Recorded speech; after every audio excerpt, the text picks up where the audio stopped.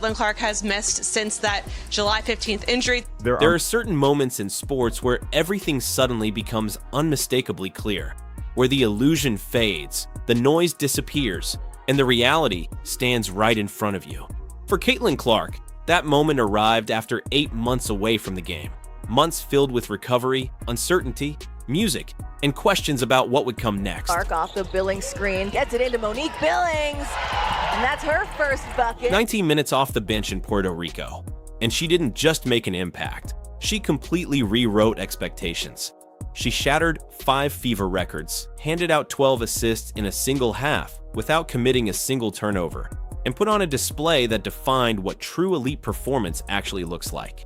But what stood out even more than the numbers were her words afterward. At the press conference, she didn't focus on proving anyone wrong or settling any score. Instead, she revealed something deeper, something that went beyond stats, headlines, and all the narratives built around her. This wasn't just about basketball anymore. This was about Caitlin Clark stepping into a different level of influence, reshaping the story in ways nobody fully saw coming. To really understand what happened in Puerto Rico, you have to go back to the Senegal game. Without that context, nothing else fully connects. Clark hadn't played competitive basketball in 8 months. That's not just a break. That's the kind of gap that can completely derail careers or permanently shift an athlete's trajectory. There were real questions going into this tournament. Was her explosiveness still there? Could she still read defenses at that level? Would she mesh with an entirely new group of teammates? Only the people closest to her had any idea. Then she stepped onto the floor in the first quarter, coming off the bench, and everything changed instantly. You could feel it in the arena. The energy shifted. Iowa jerseys filled the stands. Indiana jerseys everywhere. The crowd didn't show up just for Team USA, they showed up for her. And within minutes, it became obvious that the time away hadn't taken anything from her. She pushed the ball up the floor and read defenses before they even had time to settle. Kiki Irvin caught this one, backing down Tina Charles, finishing on the other side. She was finding cutters her own teammates didn't even realize were open yet. Ryan Howard was getting wide open layups from passes that looked almost unreal, the kind you replay over and over because they don't make sense at first glance. Kiki was scoring inside without needing to create anything on her own. Monique Billings was finishing plays with ease. That's what Clark does. She doesn't just contribute, she changes everything. Her presence alone stretches the entire floor. Defenders have to respect her range, her ability to pull up, her threat to drive. And the moment they focus on stopping one option, everything else opens up. Look at the second quarter lineup Lawson put out there. Clark running the offense with Ryan Howard, Kelsey Plum, Kiki, and Billings. That group was the most effective unit on the floor all game. They played fast, clean, connected. Everything clicked. Even Lawson admitted afterward that lineup took the team to another level. Her exact words. Clark wasn't even starting. She came off the bench and still controlled the entire game in a way nobody else could. Her plus-minus? Plus 35 in just 19 minutes. Off the bench. That's not just a good return, that's a statement. That's someone stepping back onto the court after 8 months and instantly reminding everyone why her face was everywhere. On billboards, in promos, across every piece of tournament marketing. And the most impressive part? It all looked effortless. She wasn't forcing anything. She wasn't trying to dominate for attention. She just played. She pushed the tempo, made the right reads, found teammates before they even realized they were open. The offense didn't just run, it flowed. Everyone around her got better. Howard had easier looks. Music. Plum had more space than she's used to. Irafin had freedom near the rim. That's the Clark effect. Topper pulls up. She's feeling it. She's got the hot hand. She doesn't just score or pass. She reshapes the entire geometry of the game when she has the ball. And the Senegal game made one thing clear. This isn't hype. This isn't storytelling. This is real basketball at the highest level. So heading into the Puerto Rico matchup, the situation seemed simple. You had a player who just dominated in limited minutes. You had a lineup that worked better than anything else on the roster. And you had the entire world watching. The only question left was how the coaching staff would use her. Would they fully lean into it? Would they build around what she had already proven? Would they look at 12 assists and 0 turnovers and decide she needed the ball as much as possible? The energy in the arena was electric. Every seat filled. cameras tracking her every move from warm-ups to tip-off. It felt like the moments before a concert when the crowd knows exactly who they came to see. Because they didn't come for Team USA in general, they came for her. They saw what happened in Senegal. They saw the records fall. They knew what she could do. And the expectation was simple: give us more of that. Then the game started, and everything changed. The flow disappeared. The energy dropped. It was like someone flipped a switch and shut the offense down completely. The crowd felt it too. You could see it. The pace slowed. The ball stopped moving. And the player everyone came to watch stood 30 feet from the basket, hands ready, waiting for a pass that never came. Music. Yes, Puerto Rico ran a zone. Yes, they applied pressure. But that wasn't the real issue.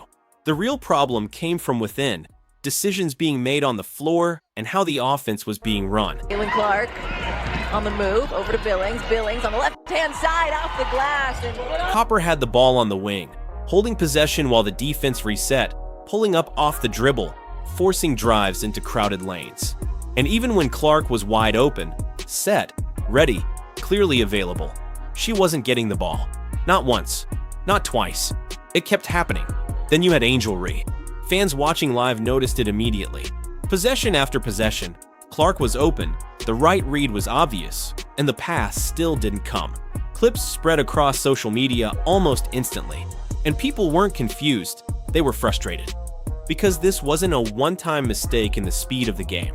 It was a repeated pattern. The sharp, fluid ball movement from Senegal, the kind that made the offense look effortless, was gone.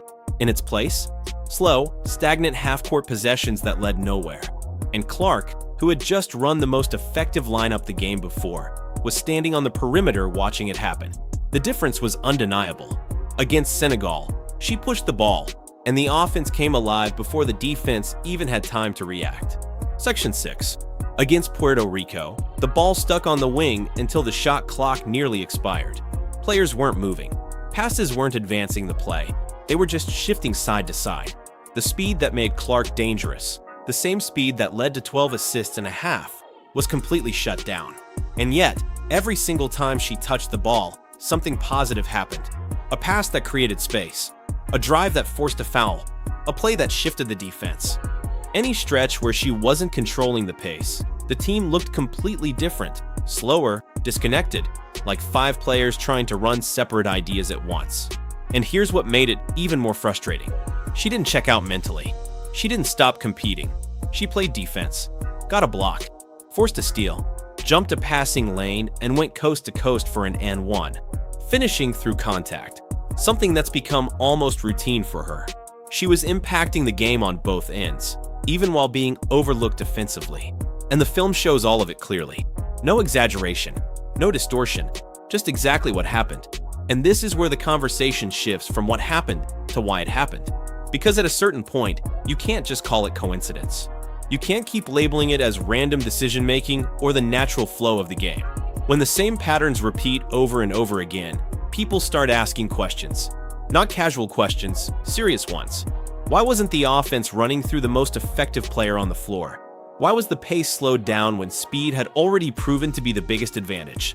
Why was someone who had just delivered one of the most efficient performances of the tournament suddenly being used as a bystander? Those questions didn't just stay in the arena. They exploded online. Fans began breaking down clips frame by frame. Analysts started comparing possessions from Senegal to Puerto Rico. The difference wasn't subtle, it was obvious. 2 completely different offensive identities. One flowing, connected, and dangerous.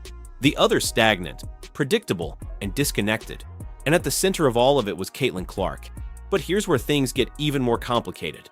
Because this isn't just about basketball decisions anymore. It's about hierarchy. It's about roles. It's about what happens when a player enters a system and immediately changes it. Clark didn't slowly grow into influence, she arrived with it. The moment she stepped on the court, the game shifted. The tempo changed. The attention followed. And whether people wanted to admit it or not, the team functioned differently when she was in control. That kind of impact doesn't go unnoticed. And it doesn't always get embraced immediately, either. Because for players who are used to handling the ball, making decisions, and controlling the flow, adjusting to that shift isn't simple. It requires a level of adaptation that not everyone is ready for in real time. So what you end up seeing are moments like this. Possessions where the ball doesn't move the way it should. Opportunities that don't get recognized. Decisions that don't match what the situation demands. Not because the players aren't capable, but because the system hasn't fully adjusted yet. And that's the key difference. Against Senegal, everything aligned. The ball moved. The reads were sharp. The spacing worked. It looked natural. Against Puerto Rico, it didn't. And when that contrast becomes that clear, people don't just notice, they react. Because now it's no longer about potential. It's about direction. It's about whether the team is willing to fully commit to what's already been proven to work. Because the reality is simple. When Caitlin Clark has the ball, the offense evolves. When she doesn't, it doesn't. And once that truth becomes obvious to everyone watching, it's no longer something you can quietly ignore. It becomes the story, and it becomes the question that defines everything moving forward. Are they going to adjust, or are they going to resist it?